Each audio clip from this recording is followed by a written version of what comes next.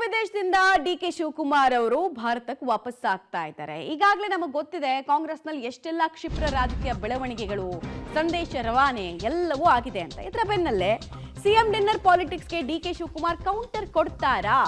ಕುತೂಹಲ ಇದೆ. ಮಾಮೂಲಿನಂತೆ ಹೈ ಕಡೆಗೆ ಕೈ ತೋರಿಸಿ ಸುಮ್ಮನಾಗ್ತಾರ, ಹೈಕಮಾಂಡ್ ಎಲ್ಲ ನೋಡ್ಕೊಳ್ಳುತ್ತೆ ಅಂತ ಹೇಳ್ಬಿಟ್ಟು ಸುಮ್ಮನಾಗ್ತಾರ.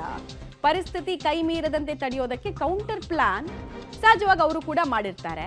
ಅದನ್ನ ಕ್ಯಾಮ್ರಾ ಮುಂದೆ ಹೇಳ್ತಾರ ಅನ್ನೋದು ಕುತೂಹಲ ಅಷ್ಟೇ. ಸಿಎಂ ಆಪ್ತ ಬಳಗದ ಡಿನ್ನರ್ ಪಾಲಿಟಿಕ್ಸ್ಗೆ ಕೊಡುವಂತಹ ಕೌಂಟರ್ ಏನು? ಅನಿವಾರ್ಯವಾಗಿ ಕೌಂಟರ್ ಕೊಟ್ಟು ನಾನು ರೆಡಿ ಎಂಬ ಸಂದೇಶವನ್ನ ರವಾನೆ ಮಾಡ್ತಾರ.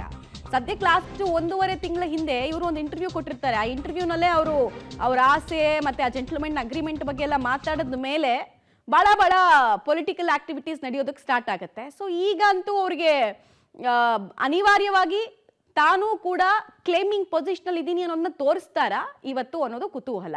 2016ರಲ್ಲಿ ಅಮೆರಿಕಕ್ಕೆ ಹೋಗಿ ಬಂದ್ರು. ಆಮೇಲೆ ಏನಾಯ್ತು ನಮಗೆ ಗೊತ್ತಿದೆ.